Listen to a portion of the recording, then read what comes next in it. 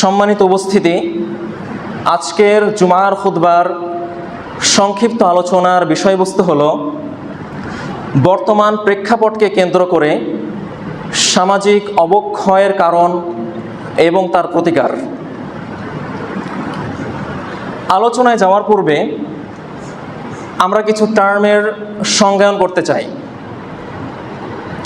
প্রথমত আমাদের জানা দরকার যে অবক্ষয় বলতে কি বোঝায়। তো অবক্ষয় মানে হলো একজন ব্যক্তির চারিত্রিক এবং আত্মিক অধঃপতন, অবনতি এবং বিপর্যয়, যার আলোকে আমরা বলতে পারি যে সামাজিক অবক্ষয় হলো কোনো ব্যক্তির জীবন যাপনের ক্ষেত্রে, চলাফেরার ক্ষেত্রে যখন তার জীবন থেকে ইসলামিক নীতি নৈতিকতা এবং মূল্যবোধের অনুপস্থিতিতে তার জীবনে যে বিপর্যয় নেমে আসে এবং যেই বিপর্যয়ের ফলশ্রুতিতে তার পরিবার, তার সমাজ, তার রাষ্ট্র নৈতিকভাবে ক্ষতিগ্রস্ত হয়, বিপর্যস্ত হয়, তখন এই পুরো ব্যাপারটাকে আমরা বলছি সামাজিক অবক্ষয়। সম্মানিত উপস্থিতি, সামাজিক অবক্ষয়ের সংজ্ঞাতে আমি একটা কথা বললাম, সেটি হলো নৈতিক এবং মূল্যবোধ, নীতি নৈতিকতা এবং মূল্যবোধের অনুপস্থিতি। তাহলে বোঝা যাচ্ছে যে যেখানে নীতি নৈতিকতার সমাপ্তি ঘটে সেখান থেকে সামাজিক অবক্ষয়ের শুরু হয়। তাহলে প্রশ্ন হচ্ছে, নীতি নৈতিকতা বলতে কি বোঝায়? আমরা অবক্ষয় বুঝলাম, সামাজিক অবক্ষয় বুঝলাম এবং এটাও বুঝলাম যে নীতি নৈতিকতার সমাপ্তি যেখানে, সেখান থেকে সামাজিক অবক্ষয় শুরু। তাহলে এখন নীতি নৈতিকতা মানে কি? তো খুব সহজভাবে সংজ্ঞায়ন করলে আমরা বলবো, নীতি নৈতিকতা বলতে বোঝায় কোনো ব্যক্তির এই সক্ষমতা তৈরি হওয়া যে সে কোনটা সঠিক এবং কোনটা বেঠিক এই দুটার মধ্যে পার্থক্য তৈরি করতে পারে। কোনটা সঠিক কাজ, অর্থাৎ সে কোন একটা সময়ে যে সিদ্ধান্ত নেয়, এই সিদ্ধান্ত সে যখন নিচ্ছে তখন এই সিদ্ধান্তটা সে কিসের উপর ভিত্তি করে নিচ্ছে, এটাই মূলত তার নীতি নৈতিকতা এবং জীবন দর্শন, বা যেটাকে আমরা বলছি মূল্যবোধ। কিন্তু এখানে একটা সমস্যা আছে। সমস্যাটা হচ্ছে সে সঠিক কোনটা এবং বেঠিক কোনটা এই দুইটার মধ্যে কিভাবে সে নির্ণয় করবে, অর্থাৎ সঠিক এবং বেঠিকের মানদণ্ড কোনটা, আমরা কোন বিষয়গুলোকে সঠিক বলবো এবং কোন বিষয়গুলোকে বেঠিক বলবো। যেমন ধরেন আজকের সমাজে একটা খুবই কমন একটা ট্রেন্ড, সেটা হচ্ছে নারীদের পোশাক। তো এখন একটা শ্রেণী বলছে যে নারীরা ইচ্ছামতো পোশাক পরিধান করবে, এটা হচ্ছে তাদের অধিকার। কিন্তু ইসলাম কি এটা বলে? ইসলাম কি ইচ্ছামতো স্বাধীনতা দিয়েছে নারীদের বা আমাদেরকে ইচ্ছামতো পোশাক পরিধান করতে? না। তাহলে তাদের কাছে সঠিকটা হলো নারী ইচ্ছামতো পোশাক পরবে, আর আমাদের কাছে বেঠিকটা হলো নারী ইচ্ছামতো পোশাক পরিধান করবে। মানে আমাদের কাছে সঠিকটা হচ্ছে কি, নারীর পোশাক পরিধানের ক্ষেত্রে কিছু মূলনীতি ইসলাম বেঁধে দিয়েছে, এই মূলনীতির আলোকে একজন নারীকে তার পোশাক পরিধানের ব্যাপারে সতর্ক থাকতে হবে। তাহলে এই যে সংজ্ঞার মধ্যে কি আসলো, একটা সমস্যা তৈরি হলো। তাহলে আমাদেরকে এই নীতি নৈতিকতার সংজ্ঞাকে আগে ভাঙতে হবে। তাহলে আমরা বলবো যে নীতি নৈতিকতা দুই প্রকার। এক, যেটাকে আমরা বলছি ওয়েস্টার্ন এথিক্স অথবা পাশ্চাত্য নীতি নৈতিকতা। যেই নীতি নৈতিকতা আমাদেরকে কারা শেখাচ্ছে? ওয়েস্টার্ন কালচার অথবা পাশ্চাত্য আমাদেরকে শেখাচ্ছে। আর আরেকটা প্রকারের নীতি নৈতিকতা হলো ইসলামিক এথিক্স অথবা ইসলামী নৈতিকতা, যেই নীতি নৈতিকতা আমরা কোরআন এবং হাদিসের অধ্যয়নের মাধ্যমে জানতে পেরেছি। তাহলে এই যে নীতি নৈতিকতার মধ্যে পার্থক্য, এই পার্থক্যের ফলে কি হয়, সঠিকটা বেঠিক হয় এবং বেঠিকটা সঠিক হয়ে যায়। তাহলে সম্মানিত উপস্থিতি, আমরা সামাজিক অবক্ষয়ের কারণ নির্ধারণের পূর্বে একটা বিষয় সম্পর্কে প্রশ্ন উত্থাপন করতে চাই, সেটি হলো নীতি নৈতিকতার মানদণ্ড নির্ধারণ করবে কে, অথবা সামাজিক অবক্ষয়ের মানদণ্ড নির্ধারণ করবে কে? কার মানদণ্ডের উপর ভিত্তি করে বলবো যে এই কাজগুলো করলে সামাজিক অবক্ষয় হবে এবং এই কাজগুলো থেকে বিরত থাকলে সমাজের মধ্যে নীতি নৈতিকতা আবার ফিরে আসবে? কারণ একটু আগে বললাম যে অ্যাট দ্য সেম টাইম, একই সময়ে যেই কাজগুলো আপনার আমার কাছে সামাজিক অবক্ষয়, সেই একই কাজ আরেক দল মানুষের কাছে মানবাধিকার। যেমন নারীদের পোশাক, যেমন কো এডুকেশন সিস্টেম, ছেলে মেয়ে একসাথে পড়াশোনা করবে, ঘুরে বেড়াবে। যেমন ব্যক্তি স্বাধীনতা, মানুষ তার ইচ্ছা মতো চলবে, মানুষ তার ইচ্ছা মতো পোশাক পরবে, খাবার দাবার গ্রহণ করবে, ইচ্ছা মতো মানুষের সাথে মিশবে। এই যে বিষয়গুলো, এই বিষয়গুলো আমাদের কাছে যেমন কিছু শর্ত সাপেক্ষে জায়েজ, এই সেম বিষয়গুলো আরেক শ্রেণীর মানুষের কাছে কোনো ধরনের শর্ত ছাড়াই জায়েজ, এবং তারা এটাকে অধিকার বলছে। অতএব আমাদেরকে প্রথমে এইটা নির্ধারণ করতে হবে যে আমি কোন মানদণ্ডের ভিত্তিতে আমার নীতি নৈতিকতাকে ঠিক করব। তো এই ক্ষেত্রে আমাদের স্পষ্ট বক্তব্য হলো, যেহেতু আমরা এটা জানি যে মহান আল্লাহ সুবহানাহু ওয়া তাআলা আমাদেরকে সৃষ্টি করেছেন, এবং যিনি সৃষ্টি করেছেন এবং যিনি সৃষ্টিকর্তা, তিনি তার সৃষ্টির ব্যাপারে সবচাইতে বেশি ভালো জানেন। আমরা যখন কোনো একটা কোম্পানি থেকে একটা ফোন কিনি, অথবা টিভি, অথবা ক্যামেরা, অথবা এসি, অথবা যে কোনো একটা প্রোডাক্ট কিনি, তখন ওই কোম্পানি থেকে কিন্তু একটা নির্দেশনা দেওয়া হয়, একটা ইনস্ট্রাকশনস দেওয়া হয়, একটা সতর্ক বার্তা দেওয়া হয় যে আপনি এই ডিভাইস ব্যবহার করার ক্ষেত্রে এই কাজগুলো করা থেকে বিরত থাকবেন। কেন? কারণ যেই কোম্পানি এই ডিভাইসটি বানিয়েছে সেই ভালো জানে যে এই ডিভাইসটি কিভাবে পরিচালিত হবে, এবং সেই ভালো জানে যে এই ডিভাইসটির ক্ষেত্রে কোন কোন কাজগুলো করলে এই ডিভাইসটির ক্ষতি হবে। তো যেহেতু আমরা এটা বিশ্বাস করি যে মহান আল্লাহ সুবহানাহু ওয়া তাআলা আমাদেরকে সৃষ্টি করেছেন, এর অর্থ হচ্ছে মহান আল্লাহ শুধুমাত্র আমাদেরকে সৃষ্টি করেননি, তিনি আমাদের চিন্তা সৃষ্টি করেছেন। তিনি জানেন আমাদের চিন্তার মেকানিজম কি, তিনি জানেন আমাদের ব্রেন কীভাবে কাজ করে, তিনি জানেন আমাদের চাহিদা কি, তিনি জানেন আমাদের আকাঙ্ক্ষা কি, তিনি সব কিছু আমাদের জানেন, তিনি সব কিছুই সৃষ্টি করেছেন। তাহলে যেই সৃষ্টিকর্তা আমাদেরকে সৃষ্টি করেছেন, সেই সৃষ্টিকর্তার প্রতি আমরা বিশ্বাস রেখে বলি যে যেই নিয়ম নীতি মেনে চললে আমাদের পারিবারিক, ব্যক্তিগত, পারিবারিক, সামাজিক, রাষ্ট্রীয়, ইহকালীন এবং পরকালীন জীবন শান্তিময় ও সফল হবে, সেই নিয়ম নীতিগুলো তিনিই ভালো বলতে পারবেন যিনি আমাদেরকে সৃষ্টি করেছেন। আচ্ছা, তাহলে আমরা এইটা নির্দ্বিধায় বলতে পারি যে যেই মহান আল্লাহ সুবহানাহু ওয়া তাআলা আমাদেরকে সৃষ্টি করেছেন, সেই মহান আল্লাহ সুবহানাহু ওয়া তাআলাই আমাদের জীবন পরিচালনার মানদণ্ডের একমাত্র নির্ধারক। যখন আমরা এই কথাটা মেনে নিলাম যে মহান আল্লাহই একমাত্র আমাদের এই নিয়ম নীতি, এই নিয়ম শৃঙ্খলার নির্ধারক, তখন একটা প্রশ্ন থেকে যায়। সেই প্রশ্নটি হলো, মানুষের পক্ষে কি নিয়ম নীতি বানানো সম্ভব? অথবা মানুষ কি তার নিজের ভালো মন্দটা বুঝে নিজের পথ চলার জন্য, নিজের সুশৃঙ্খলভাবে সমাজে চলাফেরার জন্য নিজের জন্য কি সে নিয়ম বানাতে পারে? এর সংক্ষিপ্ত উত্তর হচ্ছে না। মানুষ কখনোই নিজের জীবন পরিচালনার জন্য অথবা অপরের জীবন পরিচালনার জন্য নিয়ম প্রণয়ন করতে পারে না। এর প্রধান কারণ তিনটি। প্রথম কারণ হলো, যদি আমরা মানুষ হিসাবে আইন প্রণয়ন করতে চাই সমাজে, যদি আমরা মানুষ হিসাবে সমাজের মধ্যে শৃঙ্খলা আনতে চাই, তাহলে আমাদের যেই বিষয়টা, যেই জ্ঞান থাকা আবশ্যক, সেই জ্ঞান হচ্ছে আদম আলাইহিস সালাম সৃষ্টি থেকে নিয়ে আজ পর্যন্ত এই পুরো মানব ইতিহাসের হিস্ট্রি সম্পর্কে থিসিস জানা। তাহলে আমাদেরকে কি জানতে হবে? একদম আদম আলাইহিস সালাম থেকে নিয়ে আজ পর্যন্ত যত ঘটনা এই পৃথিবীর বুকে ঘটেছে, যত সভ্যতা গিয়েছে, যত ঘটনা ঘটেছে, যত যুদ্ধ বিগ্রহ গিয়েছে, যত সভ্যতার উত্থান পতন হয়েছে, এই প্রত্যেকটা ঘটনার পুঙ্খানুপুঙ্খ রিসার্চ আমাদের কাছে থাকতে হবে, যেটা আমাদের পক্ষে কখনোই সম্ভব না। তাহলে আমরা যদি এমন নিয়ম প্রণয়ন করতে চাই যে নিয়ম স্থান, কাল, পাত্রভেদে প্রত্যেকটা মানুষের জন্য প্রযোজ্য হবে, প্রত্যেকটা মানুষের জন্য উপযুক্ত হবে, প্রত্যেকটা মানুষের অধিকার নিশ্চিত হবে, প্রত্যেকটা সমাজের ইকোলজিক্যাল অর্থাৎ অবকাঠামোগত ব্যালেন্স ঠিক থাকবে, এমন নিয়ম কানুন আমাদের পক্ষে কখনোই বানানো সম্ভব না। যে নিয়ম কানুন বানাতে হলে আমাদেরকে এই পুরো হিস্ট্রি জানতে হবে। এটা হচ্ছে প্রথম কারণ। দ্বিতীয় কারণটা কি? দ্বিতীয় কারণটা হচ্ছে, আমরা সবাই জানি যে প্রত্যেকটা কাজের পেছনে একটা ইফেক্ট আছে, প্রত্যেকটা কাজের একটা কি থাকে, প্রভাব থাকে। আপনি যদি প্রত্যেক দিন সকালে জগিং করেন, আপনি যদি প্রত্যেক দিন 1 ঘন্টা করে ব্যায়াম করেন, তাহলে কি হবে? এই ব্যায়ামের একটা প্রভাব আপনার শরীরের উপর পড়বে। তো এই যে প্রভাব, এই প্রভাবটা পড়ে কখন? অতীতে নাকি ভবিষ্যতে?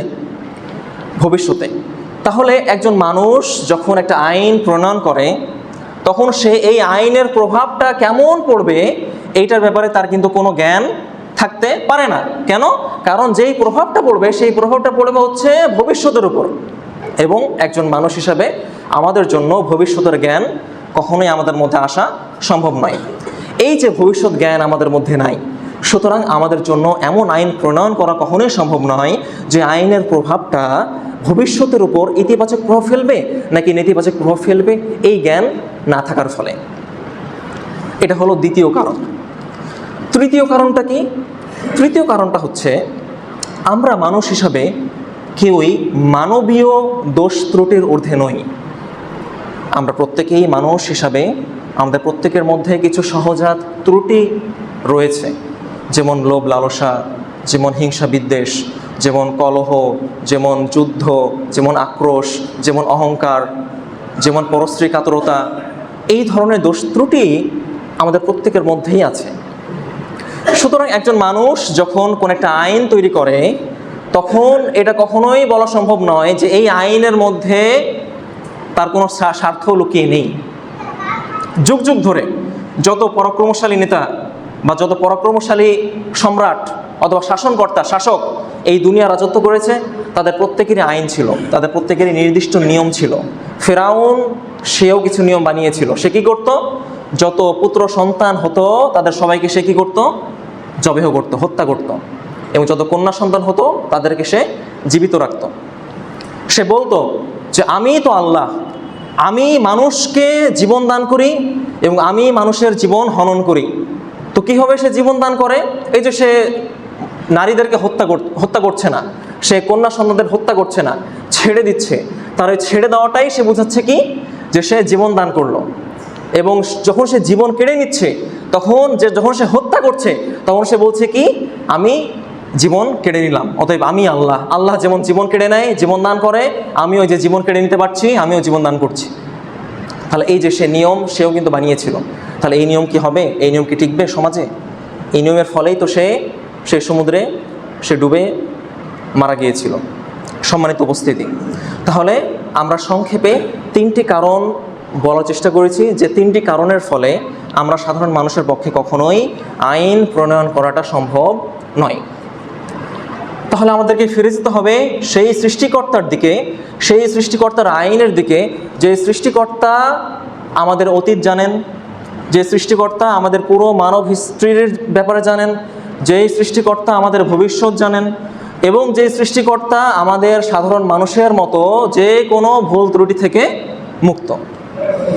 যে সৃষ্টিকর্তার কাছে সমস্ত মানুষের মর্যাদা সমান, যে সৃষ্টিকর্তার কাছে সমস্ত মানুষের মর্যাদা সমান। রাসূলুল্লাহ সাল্লাল্লাহু আলাইহি ওয়াসাল্লাম বলছেন, ইন্না রাব্বাকুম ওয়াহিদ ওয়া আবাকুম ওয়াহিদ।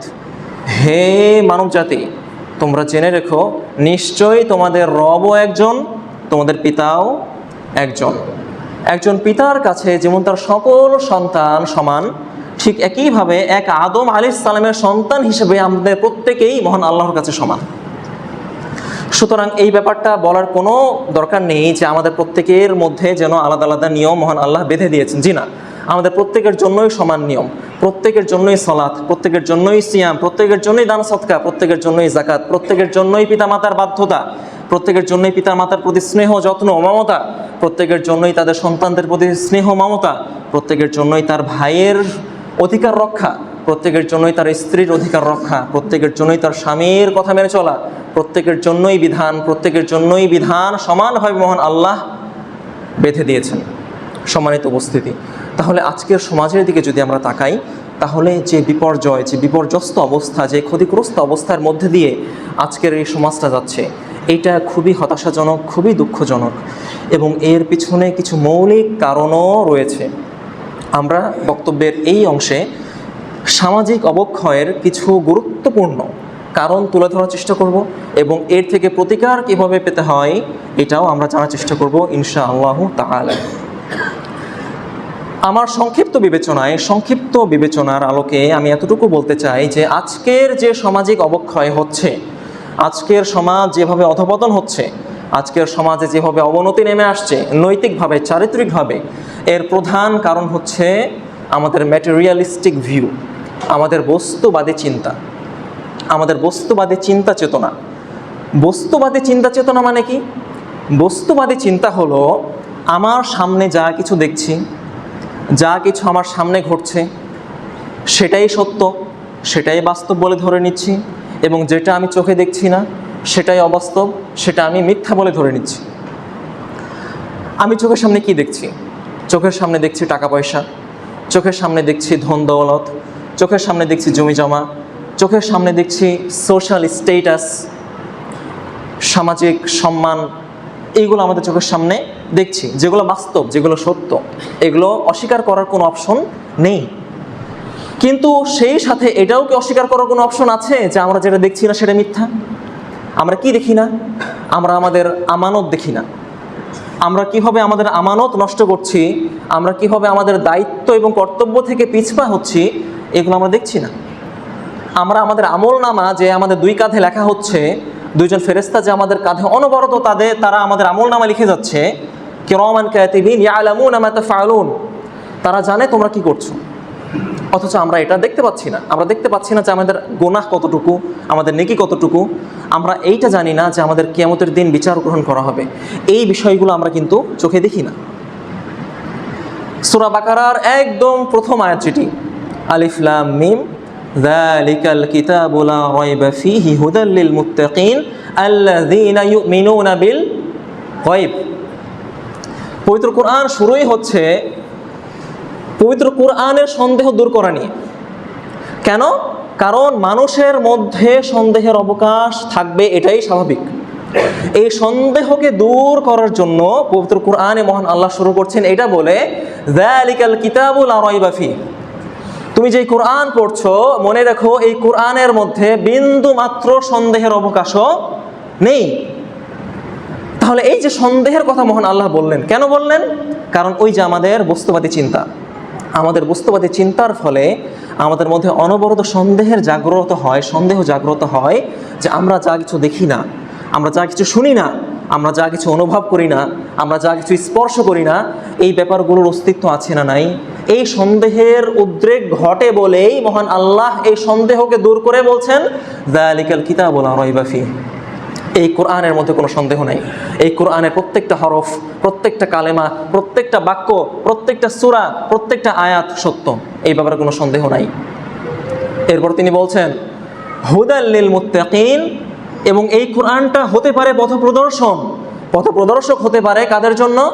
লিল মুত্তাকিন, মুত্তাকিদের জন্য। কোন মুত্তাকিদের জন্য? এই লাইনটা আমাদের জন্য বোঝাটা খুবই জরুরি। আল্লাযীনা ইউমিনুনা বিল গায়ব, যারা অদৃশ্যের প্রতি বিশ্বাস রাখে, যারা অদৃশ্যের প্রতি বিশ্বাস রাখে। তাহলে এখন খেয়াল করুন, অদৃশ্যের প্রতি বিশ্বাস আমরা কখন রাখি? যখন আমাদের মধ্যে টাকার চিন্তা থাকে, যখন আমাদের মধ্যে ধন সম্পদ বৃদ্ধির চিন্তা থাকে, যখন আমাদের মধ্যে সোশ্যাল স্টেটাস বাড়ানোর চিন্তা থাকে, তখন কি আমাদের মাথায় গায়েবের চিন্তা থাকে? জি না। তার মানে বস্তুবাদী চিন্তার বিপরীতে দাঁড়িয়ে আছে আখিরাতমুখী চিন্তা। বস্তুবাদী চিন্তার বিপরীতে দাঁড়িয়ে আছে ইসলামের ইমানের 6টা ভিত্তি, আল ঈমানু বিল্লাহি ওয়া মালাইকাতিহি ওয়া কুতুবিহি ওয়া রুসুলিহি ওয়াল ইয়াউমিল আখির ওয়াল কদর। এই 6টি মৌলিক বিষয় নিহিত রয়েছে মহান আল্লাহর এই বাণীর মধ্যে, আল্লাযীনা ইউমিনুনা বিল গায়ব। সম্মানিত উপস্থিতি, তাহলে এই যে আমাদের বস্তুবাদী চিন্তা, আমাদের দুনিয়াবী চিন্তা, এই দুনিয়াবী চিন্তার ফলে আমাদের মধ্যে সামাজিক অবক্ষয় দিন দিন বৃদ্ধি পাচ্ছে। এই যে দুনিয়াবী চিন্তা, এই যে দুনিয়াবী মোহ, এই দুনিয়ার মোহ আমাদেরকে এমনভাবে ভুলিয়ে রেখেছে যে আমরা যেটা আসল বাস্তবতা সেটা থেকে সরে এসেছি। আমরা মূলত এই দুনিয়ার মধ্যে যা কিছু দেখছি, এই ধন সম্পদ, এই টাকা পয়সা, এই বাড়ি গাড়ি, বাস্তবতা হচ্ছে যে এইগুলোই মূলত মিথ্যা, এবং যেগুলোকে আমরা সত্য বলে মেনে নিচ্ছি না সেটাই মূলত সত্য। তার মানে আখিরাতের যে বিষয়গুলোর ব্যাপারে আমাদের মধ্যে সন্দেহ আছে, আমরা বিশ্বাস করতে চাই না, বিশ্বাস করতে পারি না। কেন? কারণ সেটা চোখে দেখি না। সেটাই সত্য, সেটাই চূড়ান্ত, সেটাই চিরস্থায়ী। মহান আল্লাহ সুবহানাহু ওয়া তাআলা সূরা নাজিআতের সর্বশেষ আয়াতে বলছেন কি, কাআন্নাহুম ইয়াওমা ইয়ারাউনাহা লাম ইয়ালবাসু ইল্লা আশিয়াতান আও যুহাহা। কাল কিয়ামতের দিন যখন মানুষ সেই কিয়ামতের কঠোর বাস্তবতা সম্পর্কে জানতে পারবে, যখন সে কিয়ামতের স্থায়িত্ব সম্পর্কে টের পাবে, তখন সে ধারণা করবে সে যেন এই দুনিয়াতে ছিল হয় এক সন্ধ্যা অথবা এক রাত। তাহলে তার সেই কিয়ামতের বাস্তবতায় সে তার এই সমস্ত লাইফ স্প্যানকে চিন্তা করবে কিসের মতো? হয়তো একটা সন্ধ্যা অথবা একটা সকাল, মানে একটা পুরো দিনও না, জাস্ট একটা দিনের কিছু অংশ।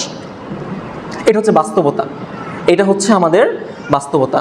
আমরা এই দুনিয়াতে যত দিন বেঁচে থাকবো, যত দিন আল্লাহ আমাদের হায়াত রেখেছেন, এই সমস্ত বছরগুলো হবে শুধুমাত্র একটা দিন অথবা একটা সন্ধ্যার সমতুল্য, একটা সন্ধ্যা অথবা একটা সকালের সমতুল্য। এই দুনিয়ার এই লাইফ স্প্যান যে এত ক্ষণস্থায়ী, এত সামান্য, এত অল্প, এটা কখনোই আমরা এই দুনিয়াতে বসে থেকে চিন্তা করতে পারি না। এটা আমাদের কল্পনাতেও আসবে না। এটা কিভাবে সম্ভব? অথচ মহান আল্লাহ নিজেই বলে দিচ্ছেন, কাআন্নাহুম ইয়াওমা ইয়ারাউনাহা লাম ইয়ালবাসু ইল্লা আশিয়াতান আও যুহাহা। তারা ধারণা করবে তারা হয়তো একটা সন্ধ্যা অথবা একটা সকাল তারা এই দুনিয়াতে ছিল। তাহলে কিসে আমাদেরকে এই কথা স্বীকার করতে নিষেধ করছে, বাধা দিচ্ছে যে আমরা এই দুনিয়াতে থাকবোই খুবই অল্প সময়ের জন্য? আখিরাতের বাস্তবতায়। আমাদেরকে আখিরাতের বাস্তবতা কথাটা বুঝতে হবে। আমরা এই দুনিয়ার বাস্তবতায় 60-70 বছর যতদিন আল্লাহ হায়াত দিয়েছে ততদিন আছি, কিন্তু আখিরাতের বাস্তবতায় আমরা খুবই খুবই সামান্য কিছু দিন এই দুনিয়াতে আছি। মহান আল্লাহ পবিত্র কোরআনে বলছেন 30তম পারায় সূরা আত-তাকাসুর, তিনি কি বলছেন? আলহাকুমুত তাকাসুর। আলহা ইউলহি শব্দের অর্থ হচ্ছে ভুলিয়ে রাখা, ভুলিয়ে রাখা। তো মহান আল্লাহ বলছেন যে আলহাকুমুত তাকাসুর, দুনিয়াবি মোহ, দুনিয়ার চাকচিক্য, অধিক পাওয়ার আকাঙ্ক্ষা তোমাদেরকে ভুলিয়ে রেখেছে।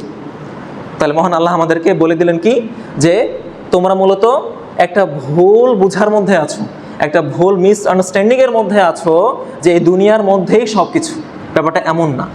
আলহাকুমুত তাকাসুর, দুনিয়ার চাকচিক্য, অধিক পাওয়ার আকাঙ্ক্ষা তোমাদেরকে ভুলিয়ে রেখেছে কতদিন? ততদিন হাত্তা যুরতুমুল মাকাবির, যতদিন পর্যন্ত না তোমরা কবরের বাস্তবতা সম্পর্কে টের পাচ্ছ। সম্মানিত উপস্থিতি, একজন ব্যক্তি যখন মারা যায় তখন থেকে যেই মোমেন্টে সে মৃত্যুবরণ করে, সেই মোমেন্ট থেকে তার কিয়ামত শুরু হয়। যেই মোমেন্টে সে মৃত্যুবরণ করবে সেই মোমেন্টেই সে বুঝতে পারবে যে এই দুনিয়া ছিল মূলত একটা খেলতামাশার জায়গা, এবং সে বুঝতে পারবে যে আখিরাতই হলো চূড়ান্ত আবাসস্থল। কিন্তু যেই মোমেন্টে সে এইটা অনুধাবন করতে পারবে, সেই মোমেন্টে তার কিয়ামত শুরু হয়ে যাবে। তার মানে সে যতই ওই সময়ে অনুধাবন করুক না কেন, তার সেই অনুধাবন তার কোনো কাজে ওই দিন দিবে না। যেমনভাবে ফিরআউন সেই দিন বলেছিল, যেদিন সে সমুদ্রে ডুবে যাচ্ছিল, সে যখন টের পেয়েছিল যে তার সময় ঘনিয়ে এসেছে, তখন সে বলল কি, আমি মুসার রবের ওপর ঈমান আনলাম। কিন্তু আর কোনো ফায়দা তার হলো না। কেন হলো না? কারণ যেই মোমেন্টে সে এটা অনুধাবন করেছিল, সেই মোমেন্টেই তার মৃত্যু উপস্থিত হয়েছিল। মহান আল্লাহ এই কথাটা আমাদেরকে বারবার বলে দিচ্ছেন, আলহাকুমুত তাকাসুর হাত্তা যুরতুমুল মাকাবির কাল্লা সাউফা তা'লামুন সুম্মা কাল্লা সাউফা তা'লামুন। তোমরা অচিরেই জানতে পারবে, অচিরেই তোমরা জানতে পারবে। মহান আল্লাহ আমাদেরকে বারবার সতর্ক করে দিচ্ছেন, অচিরেই তোমরা জানতে পারবে। কিন্তু আমরা কবে জানতে পারবো? আল্লাহই ভালো জানেন। আমরা কবে অনুধাবন করতে পারবো? এটা আল্লাহই ভালো জানেন। আল্লাহ আমাদের সকলকে অনুধাবন করার তৌফিক দান করুন, আমিন। আমাদের এই দুনিয়াবি চলাফেরা দেখলে মনে হয় না যে আমরা আখিরাতের জন্য আদৌ প্রস্তুতি নিচ্ছি। আমাদের এই দুনিয়ার পেছনে ছুটে চলা, আমাদের এই দুনিয়া স্বার্থ হাসিল করা, এই ব্যাপারগুলো যখন নিজেদের দিকে তাকাই, তখন কি একটাবারের জন্য মনে হয় যে এই বান্দাটাকে একদিন আল্লাহর সামনে দাঁড়াতে হবে, এই বান্দাটাকে একদিন আল্লাহর সামনে দাঁড়িয়ে প্রত্যেকটা কাজের হিসাব দিতে হবে, প্রত্যেকটা আমানত, প্রত্যেকটা দায়িত্ব, প্রত্যেকটা কর্তব্য, প্রত্যেকটা আদেশ আমি ঠিকমতো পালন করেছি কিনা, আমি ঠিকমতো রক্ষা করেছি কিনা, এই যে হিসাব দিতে হবে, এতটুকু কি আমাদের মাথায় কখনো আমরা চিন্তা করেছি? দুনিয়াবি চাকচিক্য, দুনিয়ার মোহ আমাদেরকে যে কতটা ভুলিয়ে রেখেছে, কতটা আমাদেরকে সামাজিকভাবে বিপর্যস্ত করেছে, এটা সবচাইতে জলজান্ত উদাহরণ হিসেবে আমি আপনাদের সামনে একটি ঘটনা বলতে চাই। আপনারা হয়তো ইতিমধ্যেই বিভিন্ন টিভি, ফেসবুক অথবা ইউটিউবে ঘটনাটি দেখেছেন। ঢাকা শহরের একটা ফ্ল্যাট বাসা থেকে একজন বৃদ্ধার পচে যাওয়া লাশ উদ্ধার করা হয়েছে। আপনারা অনেকে হয়তো ঘটনাটি দেখেছেন। ভিডিও ফুটেজে দেখা যায় যে যেই রুমে বৃদ্ধাটা মারা গিয়েছিল সেই রুমটা ছিল অত্যন্ত অপরিষ্কার, অপরিচ্ছন্ন, স্যাঁতস্যাঁতে পরিবেশ, কাপড় চোপড় ছড়ানো ছিটানো আছে, পোকামাকড়, এমন একটা নোংরা পরিবেশের মধ্যে সেই বৃদ্ধা মারা গিয়েছে। কিন্তু শুধু তখন মারা যাওয়া পর্যন্তই শেষ হয়নি, সে মারা যাওয়ার পরেও মানুষ টের পায়নি যে বৃদ্ধাটা মারা গিয়েছে। মারা যাওয়ার পরে, কয়েকদিন যাওয়ার পরে যখন সেই বৃদ্ধার শরীর থেকে দুর্গন্ধ ছড়াচ্ছে, তখন মানুষ টের পেয়েছে কি এই বৃদ্ধা মারা গিয়েছে। ঘটনাটা এখানেই শেষ নয়। দুঃখের সাথে বলতে হয় যে এই এমন বৃদ্ধা, যে বৃদ্ধার রয়েছে 4টা সন্তান, যার একজন হচ্ছে যুগ্ম সচিব, বাংলাদেশ সরকারের যে একজন যুগ্ম সচিব পদে নিয়োজিত আছে। আরেকজন সন্তান যে কিনা বুয়েটের অধ্যাপক, বাংলাদেশের সর্বশ্রেষ্ঠ ইঞ্জিনিয়ারিং ইনস্টিটিউট বুয়েট, সেই বুয়েটের সে অধ্যাপক।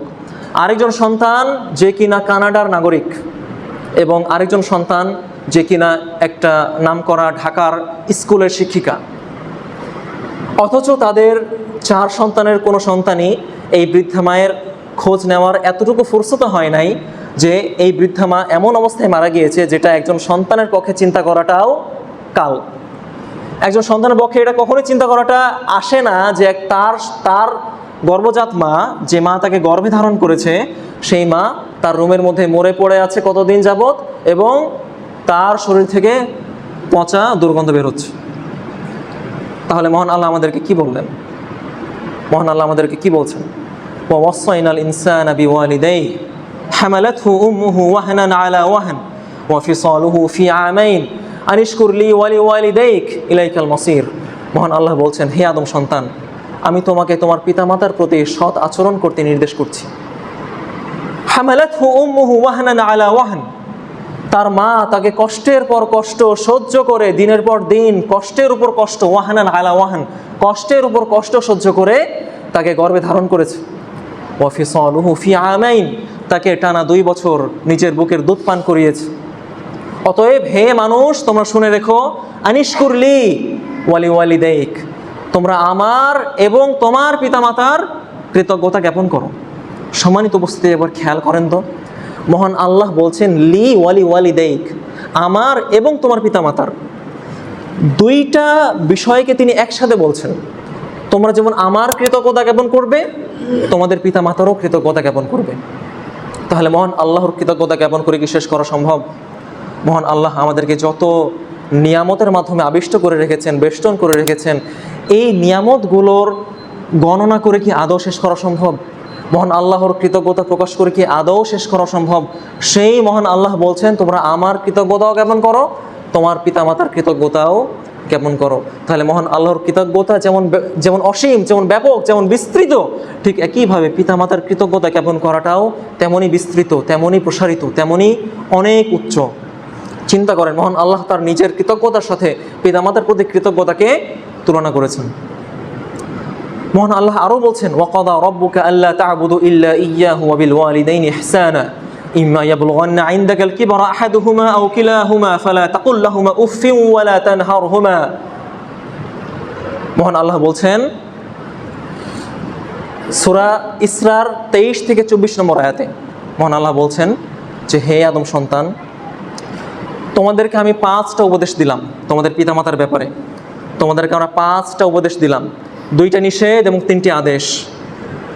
মহান আল্লাহ শুরু করছেন নিষেধ দিয়ে, তিনি কখনো আদেশ দিয়ে শুরু করেননি। তিনি এমনটা বলেননি যে তুমি তোমার পিতামাতার যত্ন নাও, তুমি তোমার পিতামাতার খেয়াল রাখো, তাদেরকে বৃদ্ধ বয়সে তাদের যত্ন নাও। তিনি বলেছেন কি, ফালা তাকুল লাহুমা উফ, উফ এই কথাটা বলো না। সহজ কথা, উফ এতটুকু কথাও তোমার পিতামাতাকে বলো না। তাহলে এতটুকু কথাও যেখানে বলা নিষেধ করে দিলেন আল্লাহ সুবহানাহু ওয়া তাআলা, সেখানে কিভাবে একজন বৃদ্ধা মা তার বেডের মধ্যে পচা অবস্থায় পড়ে আছে? তাহলে আমরা কোথায় আছি? তাহলে মহান আল্লাহর শিক্ষা কোথায় আর আমরা কোথায়? মহান আল্লাহ আমাদেরকে কি শিক্ষা দিচ্ছেন আর আমরা কি শিক্ষা নিচ্ছি? তিনি বলছেন ওয়ালা তানহারহুমা, তাদেরকে কখনো কঠোর কথা বলো না, তাদেরকে কখনো উচ্চ স্বরে কথা বলো না। তাদেরকে কখনো অপমানজনক কথা বলো না। ওয়াকুল লাহুমা কওলান কারীমা, তাদেরকে সম্মানজনক কথা বলো, তাদেরকে শ্রদ্ধার সাথে কথা বলো, তাদেরকে সম্মানের সাথে কথা বলো। সম্মানিত উপস্থিতি, সময় স্বল্পতার কারণে আমরা আমাদের বক্তব্যকে সংক্ষিপ্ত করার চেষ্টা করছি। তাহলে আমরা বললাম যে এই যে বস্তুবাদী চিন্তা, এই বস্তুবাদী চিন্তার ফলে আমাদের পিতামাতার অবাধ্যতা আমরা করে বসছি। এই অবাধ্যতাই হচ্ছে এই বস্তুবাদী চিন্তার অন্যতম একটা প্রোডাক্ট। মনে রাখবেন যে এই সন্তানটা তার পিতামাতার প্রতি নৈতিকভাবে সৎ, তার পিতামাতার খেয়াল রাখে, তার পিতামাতার কথা মতো চলে, তার পিতামাতার অবাধ্য হয় না, এমন সন্তানের মধ্যেই একমাত্র আপনি ইসলামী নীতি নৈতিকতা খুঁজে পাবেন। এটা হচ্ছে প্রথম ক্রাইটেরিয়া। যখন কোনো ব্যক্তির মধ্যে আপনি নীতি নৈতিকতা খুঁজতে চান, আপনি দেখবেন যে ওই মানুষটা তার পিতামাতার সাথে কেমন আচরণ করে, তাহলে আপনি বুঝে যাবেন যে ওই মানুষটার মধ্যে নীতি নৈতিকতা আছে না নেই। সম্মানিত উপস্থিতি, এই ঘটনাগুলো যেগুলো ঘটছে, এই যে কিছুদিন আগে 5টা সদস্যকে, একই পরিবারের 5টা সদস্যকে জবাই করে হত্যা করেছে, তাহলে আমাদের সমাজটা কোথায় যাচ্ছে? কিছুদিন আগে একটা বাচ্চাকে ধর্ষণ করে তাকে হত্যা করেছে, তার গলা কেটে বাথরুমের বালতিতে রেখে দিয়েছে। তাহলে এই যে ঘটনাগুলো, এগুলোকে আমরা কল্পনা করতে পারি? আপনি আমি কল্পনা করতে পারবো? তাহলে আমাদের সমাজে এগুলো হচ্ছে, আমাদের সমাজে এই ঘটনাগুলো ঘটছে। তাহলে এই সমাজটাকে ঠিক করার দায়িত্ব আপনার আমার সবার। এই সমাজটা আমাদেরই। এই সমাজটা যেমন একদিকে বিপর্যস্ত হচ্ছে, ক্ষতিগ্রস্ত হচ্ছে, সেই সাথে এই সমাজের মধ্যে এমন কিছু মানুষ এখনও বেঁচে আছে যারা এই সমাজের সংশোধন করতে সক্ষম। সেটা হচ্ছে আপনি আমি, আমরাই। আমাদেরকে এই সমাজ সংরক্ষণের ব্যাপারে সচেতন হতে হবে। আমাদের যারা সন্তান রয়েছে, আমাদের সন্তানকে আপনারা চেষ্টা করবেন মসজিদে আনার, তাদেরকে চেষ্টা করবেন ইসলাম শিক্ষা দেওয়ার, ইসলামিক মূল্যবোধ শিক্ষা দেওয়ার। এখানে উপস্থিত মা বোন যারা আছেন তাদেরকে উদ্দেশ্য করে বলতে চাই, আপনার সন্তানের ইসলামী মূল্যবোধ তৈরির প্রতি গুরুত্ব দিন। এই মূল্যবোধ যদি তৈরি করতে না পারেন, এটার ফলশ্রুতি হিসাবে আপনি হয়তো অনেক খারাপ রেজাল্ট ভবিষ্যতে হয়তো দেখতে পাবেন, আল্লাহ না করুক সেটা। ছোট ছোট দোয়া জিকির আপনারা সন্তানদেরকে শেখান। খাওয়ার সময় বিসমিল্লাহ, খাওয়া শেষ করে সুবহানাল্লাহ, ঘুমানোর সময় কী দোয়া পড়তে হয়, ঘুম থেকে উঠে কী দোয়া পড়তে হয়, বড়দেরকে সম্মান করার বিষয়টা, ছোটদেরকে স্নেহ করার বিষয়টা, এই ছোট ছোট বিষয়গুলো আপনার সন্তানদেরকে এখন থেকেই ট্রেনিং দেন। কেননা এই ছোট ছোট ট্রেনিংগুলোই মূলত এই সমাজ অবক্ষয় থেকে আমাদেরকে মুক্তি দিতে পারে। মহান আল্লাহ আমাদের সকলকে তার ইসলামের দিনের উপর প্রতিষ্ঠিত থাকার তৌফিক দান করুন, আমিন। মহান আল্লাহ আমাদের সকলকে ইসলামের উপর, ইসলামী নৈতিকতার উপর জীবন গড়ার তৌফিক দান করুন, আমিন। মহান আল্লাহ আমাদের সন্তানদেরকে ইসলামের উপর প্রতিষ্ঠিত করার তৌফিক দান করুন, আমিন।